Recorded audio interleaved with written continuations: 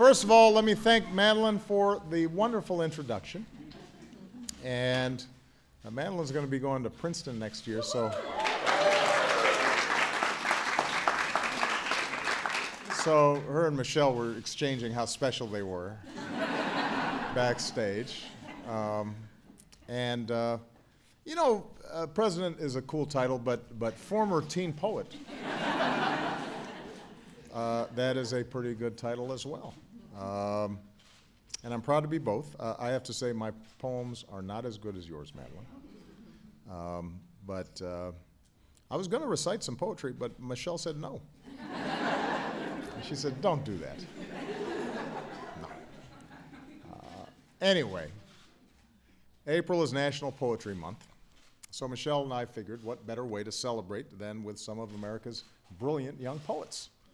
And we've invited poetry fans of all ages to join us as well.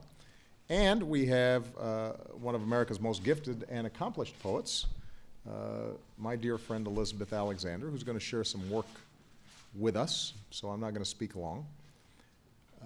Poetry matters. Poetry, like all art, gives shape and texture and depth of meaning to our lives. It helps us know the world. It helps us understand ourselves. It helps us understand others, their struggles, their joys, the ways that they see the world. It helps us connect. In the beginning, there was the Word. And I think it's fair to say that if we didn't have poetry, this would be a pretty barren world. In fact, it's not clear that we would survive without poetry. As Elizabeth once wrote, we encounter each other in words spiny or smooth, whispered or declaimed, words to consider, reconsider. That's the power of poetry.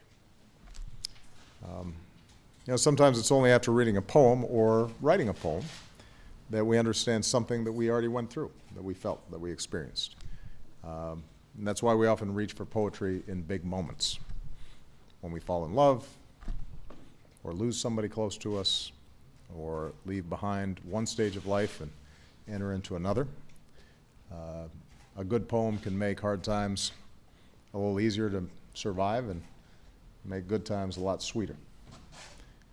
But poetry does not just matter to us as individuals, it matters to us as a people.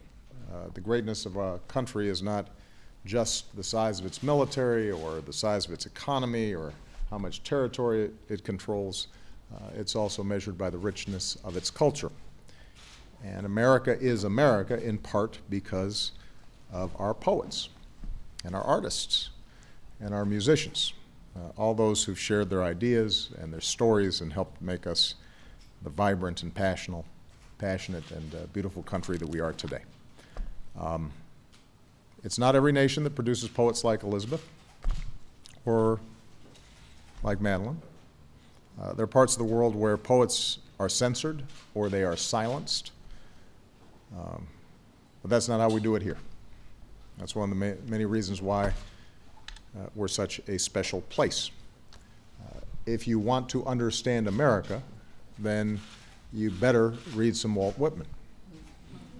If you want to understand America, you need to know Langston Hughes. Otherwise, you're missing something fundamental about who we are. Now, for the very special poet we have here today, I met Elizabeth when we were professors together at the University of Chicago. She and Michelle and I have been friends ever since.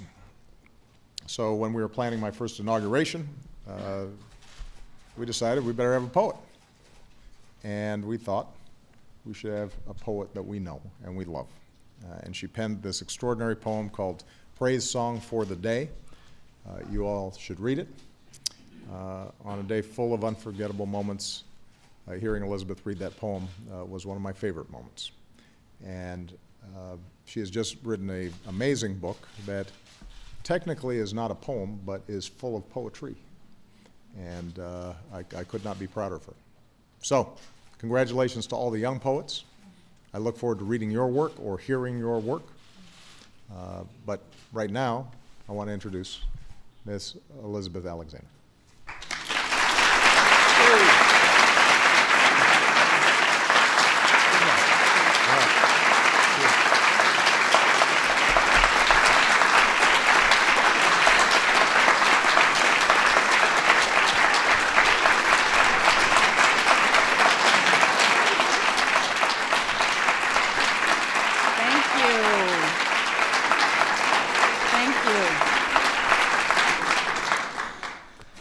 So I'm very, very happy to be here today. And first of all, and largest of all, I want to thank the President and the First Lady for inviting me here to work with these extraordinary young writers. I loved our time together. I wish that we could have had more. You did amazing work, and you've got to keep going with it. You're right there, and you've got to keep going. It was beautiful.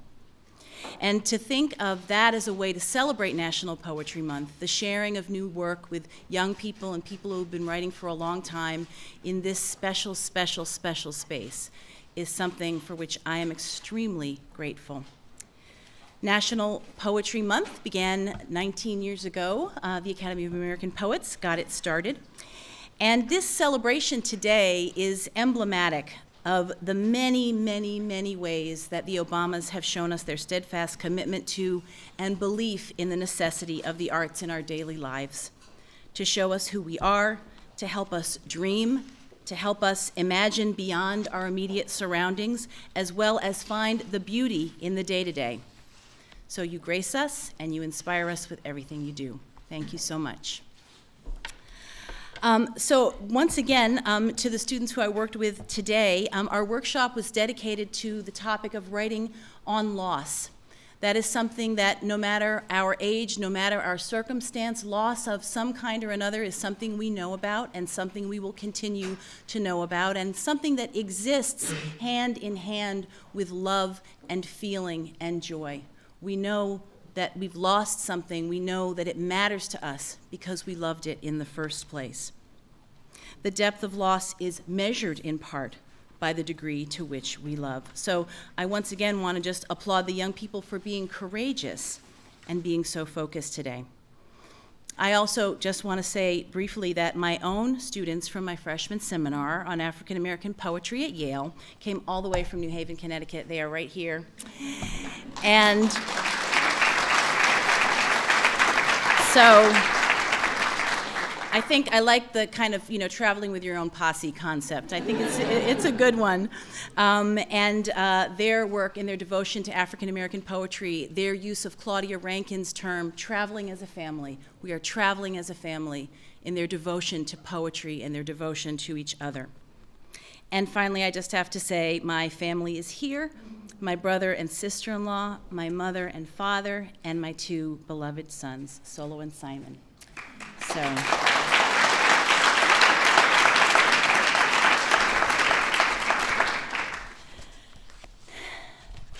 I'm glad that Madeline read an Ars Poetica. She quoted from Czesław Miłosz, his Ars Poetica. Those are poems, as many of you know, about the art of writing poetry. And so this is Ars Poetica 100, I Believe. Poetry, I tell my students, is idiosyncratic.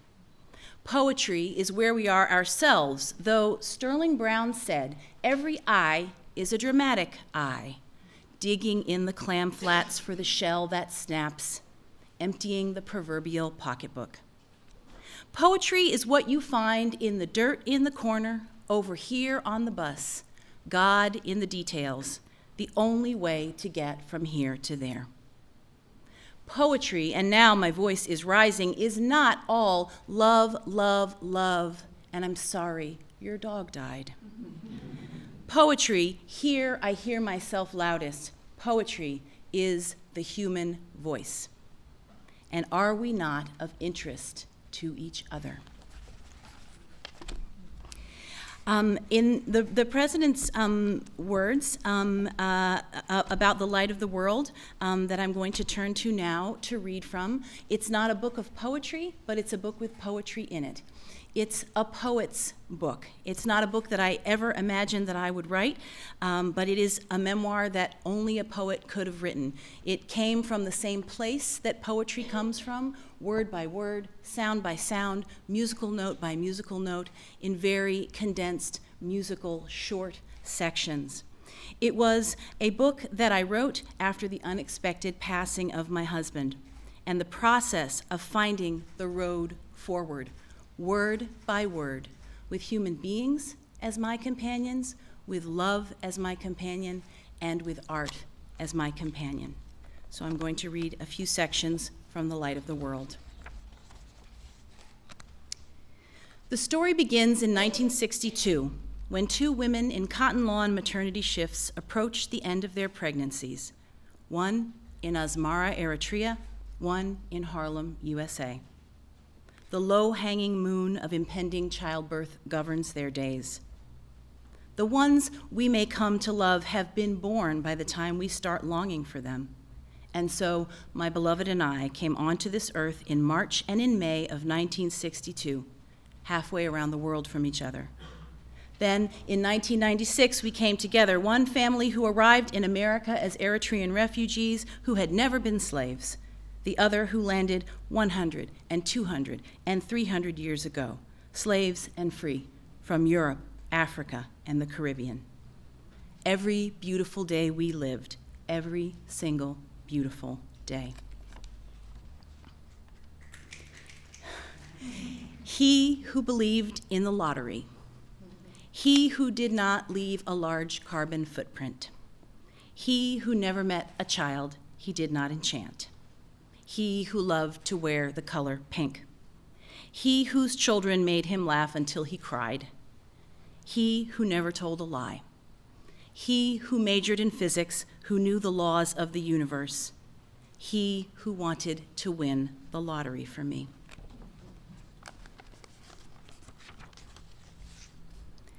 We loved Jimmy Scott's version of the David Byrne song, Heaven. Heaven is a place where nothing ever happens. These days, I picture heaven populated by the umber angels Ficre painted in abundance, but that seems too fanciful. I never truly believed in heaven and cannot manufacture it. Little Jimmy Scott's plaintiveness seems right when he sings, "Nothing ever happens." How better to describe the infinite solitude of the afterlife? When this kiss is over, it will start again. It will not be any different. It will be exactly the same, he sings. Each kiss is fixed. It is the same long kiss, but it will never change. That is the comfort, and that is the heartbreak. One night at bedtime, Simon asks if I want to come with him to visit Ficre in heaven. Yes, I say, and lie down on his bed. First, you close your eyes, he says, and ride the clear glass elevator. Up we go. What do you see? I ask. God is sitting at the gates, he answers. What does God look like? I ask. Like God, he says. Now we go where Daddy is. He has 2 rooms, Simon says, one room with a single bed and his books and another where he paints. The painting room is vast. He can look out any window he wants and paint. That room has 4 views: our backyard, the dock he painted in Maine, Asmara, and New Mexico. New Mexico, I ask. Yes, Simon says, the volcano crater with the magic grass. Ah, yes, I say, the caldera, where we saw the gophers and the jackrabbits and the elk running across, and Daddy called it the veldt. Yes, do you see it? And I do. The light is perfect for painting. His bed in heaven is a single bed. Okay, it's time to go now, Simon says, so down we go. You can come with me any time, he says. Thank you, my darling. I don't think you can find it by yourself yet, he says, but one day you will. I come out of my first Pilates class exhilarated, blood flowing, stretched, and tall. It is the first time in ages I lose myself and forget. My tears come fast and sting just after I think I cannot wait to get to the phone to call Ficre and tell him. The poet Rilke surprises me how true and contemporary he feels in the Book of Hours, poems which he wrote as received spiritual messages or prayers. He wrote, "Let everything happen to you, beauty and sorrow. Just keep going. No feeling is final. Don't let yourself lose me. Nearby is the country they call life. You will know it by its seriousness. Give me your hand."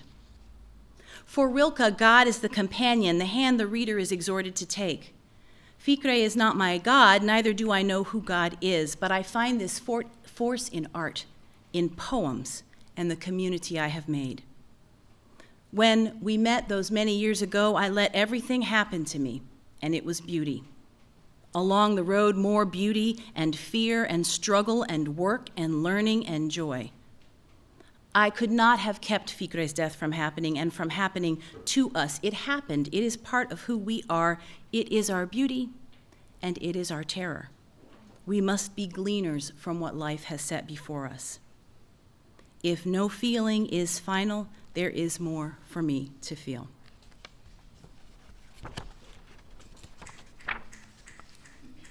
And so the story ends, or pauses, for as we know, it is all one long story.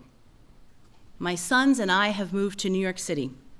Today we look out our window at the Hudson River and wait for another hurricane as the sky turns lavender and orange, Ficre colors. When the rain is most dramatic, we feel him close. The boys grow taller than everyone around them and become young men. Their grandfather turns 80, and with my mother, they circle the wagons and leave their home in Washington, D.C., where I grew up, and return to New York, their ancestral metropolis, to be extended family with us as Ficre always wanted it. New York is the place that called Ficre as well, a place with mythos, a place where everyone belongs. Now I live in a neighborhood of stage doors and students walking down the street with huge instrument cases. The dancers pirouette on Lincoln Center Plaza and clatter down the street in high fabulosity. They are the children making art. Ficre was one of the children at the Art Students League, but he was never a child and always a child, that rare combination true to his position on the zodiac, ancient and brand new, as anyone who knew him would say. I am in New York City, where I was born, where I have spent decades trying to return. Welcome home, I am told many times, even by people who do not know me or know that I was born in Harlem, USA, at 135th and 5th, in the Riverton Apartments, at Columbia Presbyterian Hospital, where my father was also born. Ficre and I never made it here together. That was planned for when the children graduated from high school. Death sits in the comfortable chair in the corner of my new bedroom, smoking a cigarette. It is a he, sinuous and sleek, wearing a felt-brimmed hat. He is there when I wake in the middle of the night, sitting quietly, his smoke a visible curl in the New York lights that come in between the Venetian blind slats. At first, I am startled to see him. He sits so near, is so at home. But he doesn't move toward me. He simply cohabits, and so eventually I return to sleep. He isn't going anywhere, but he isn't going to take me either. In the morning, the chair is empty. Which is stronger, death sitting in the corner or life in New York City? Death or my teenage sons sleeping profoundly in the next room, growing overnight? I love plans, my new friend Esther exults, and so do I, for nowadays I feel sometimes like plans are what stand between me and the end of my life. I'm not going to die overnight, because next Wednesday I am going with Esther to see an auction of 19th century American documents at Swan Gallery. I am not going to die tonight because I already took the chicken out of the freezer, and Simon loves roast chicken and rice for dinner, and I promised him I would make it. I'm not going to die tonight because on Saturday, Farah and I are bundling up and going for a walk against the blustery winds along the river to continue the conversation we began almost 30 years ago when we were both in graduate school, before I even knew my beloved Ficre. It's not easy to die, sweetie, Ficre used to say to me when I'd wake in a panic some nights. I've seen people survive, and I know. I'd always had bad dreams, and his words and presence were all that ever calmed me down. It's not easy to die. Life force is actually mighty, and I have life force. It is not indelible, but it can behave like it is. We all die, but we don't die easily. Though it seemed he slipped away, it could not have been easy. The heart inside of him beat all the beats it was allocated, but in his 50 years, the man lived. Not nearly enough, but not insufficiently. He found his life's work thrice, as an activist, as a chef, and as a painter. He understood himself as something larger than himself, his mighty extended family of origin, his beloved native land and its people. He found love and became part of a new extended family and a new people. He had children and made family, most important of all to him. A statue of Frederick Douglass stands at the quiet 77th Street entrance of the New York Historical Society, tall and mighty. He is someone who journeyed to freedom, I think, and I was married to someone who walked to freedom. The culmination of the freedom was love and family. That's all he did. That's what he did. I hear my voice to my children. Your father walked to freedom. At my father's 80th birthday, I tell the room that when Fikre and I met, he told me he was not interested in anyone who did not love and honor her parents. He found too much of that. In New York, I feel joy overwhelming, and this same gratitude for Fikre brought me here. I am sure of it, as sure as if he whispered in my ear, "Go, Lizzie, you are so much braver than you realize. Take the children and go." What are the odds, we used to say, what are the odds that we would end up in the same place and fall in love? Once upon a time, halfway around the world, two women were pregnant at the same time in very different places, and their children grew up and found each other. It happens every day. Thank you.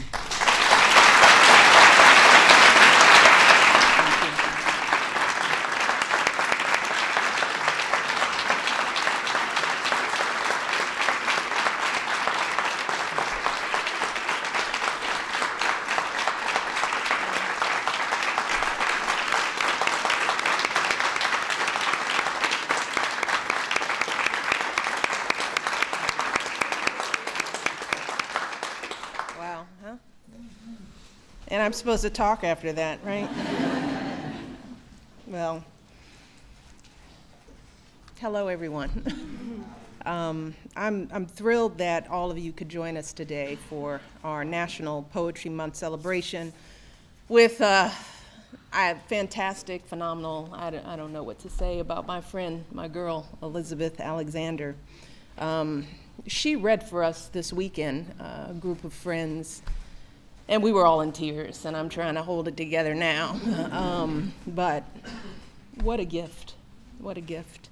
I want to start by thanking the President's Committee on the Arts and the Humanities for their leadership and their work in planning this wonderful event, and for the outstanding work that they're doing to bring the arts to young people across this country. And again, I want to thank Elizabeth for gracing us with her presence today. Now, you all have heard her read from her writing, which is powerful, so you don't need me to tell you that she is a genius. You know, what? It's pretty clear now. Thelma's like,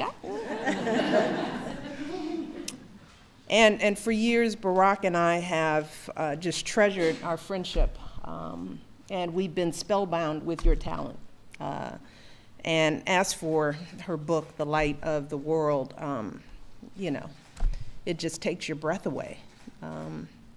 Somehow through this beautiful memoir, Elizabeth has been able to find her way through crushing grief over the loss of her husband, our friend Fikre. Hers was the kind of grief that would leave most of us unable to function normally. Yet she took all that grief and she transformed it into something beautiful and powerful, not just for herself, but for anyone who has ever lost someone they love. So this book is not just an achievement for her, it's also a lifeline for others who are overwhelmed by their own grief. It's Elizabeth's way of telling us all, you are not alone. You will eventually find your way out to the other side. And the love you felt for the one you lost will ultimately be your salvation. And that's really the power of writing, right? First and foremost, writing can be a form of healing for the writer and for the reader. It can be a way of unlocking and untangling powerful emotions.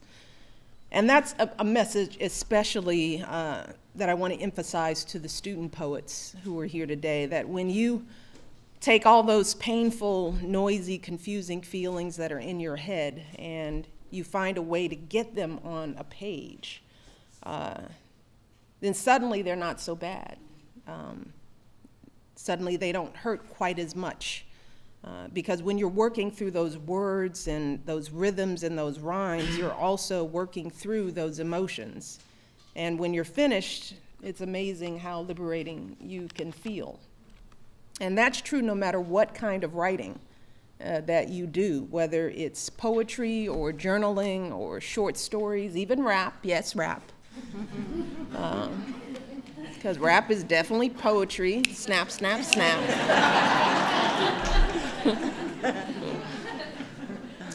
But for the younger students, it's even true for the writing you do for school.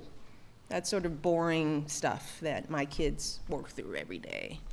Every essay or report that you write is truly an opportunity to express yourself. Hopefully you approach your writing like that. To take all that creativity, all that passion from your poetry brain and use it to unleash your academic brain. It's the same stuff working. Here at the White House, we're guided by the belief that the arts can be the key to success in school and in life. That's why we do what we do. We believe that deeply.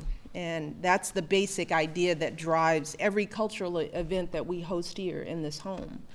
When we bring renowned artists to the White House, and we do it a lot, people come here, it's kind of cool.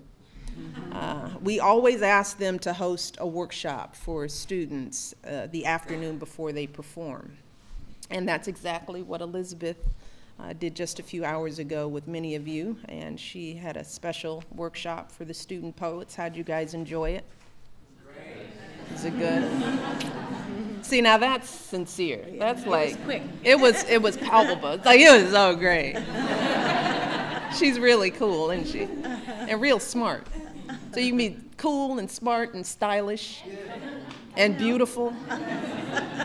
Can have it all, right?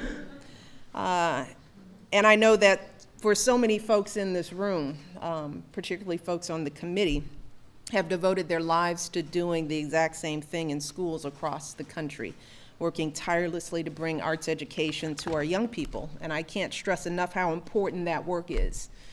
Can't stress it enough, because we know that kids who are involved in the arts have higher grades, higher graduation rates, higher college enrollment rates, and on and on and on. Arts is not a luxury, you know. Everyone needs it. So really, arts education is the reason why so many kids in this country get out of bed every day. It is the only thing that gets them snap, snap, snap. Come on. So here's what we do. We hook them with the arts, and once we get them into those classrooms, then we can teach them some of that other stuff they don't really like. Math, history, all that stuff.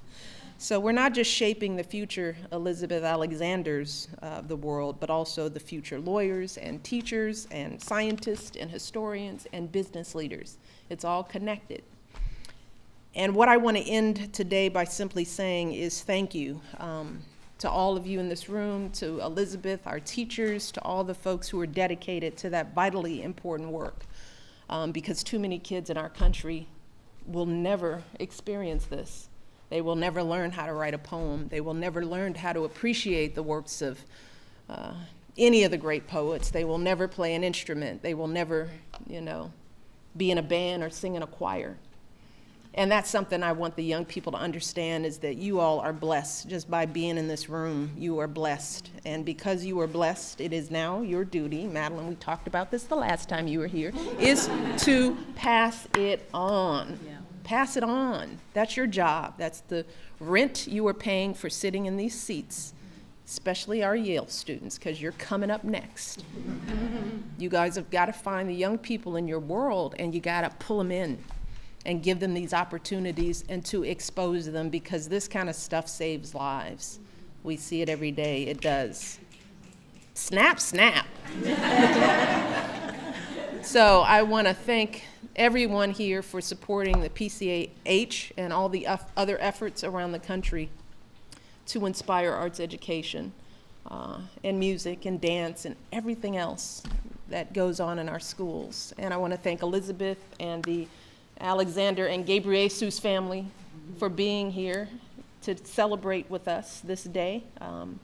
And I hope you guys pass it on. Just keep going, keep working hard. We're proud of you. We believe in you. We expect you to be inhabiting this home. Somebody out here has the potential to be standing here doing this stuff in a few years. So get to work, all right? Thank you all. God bless.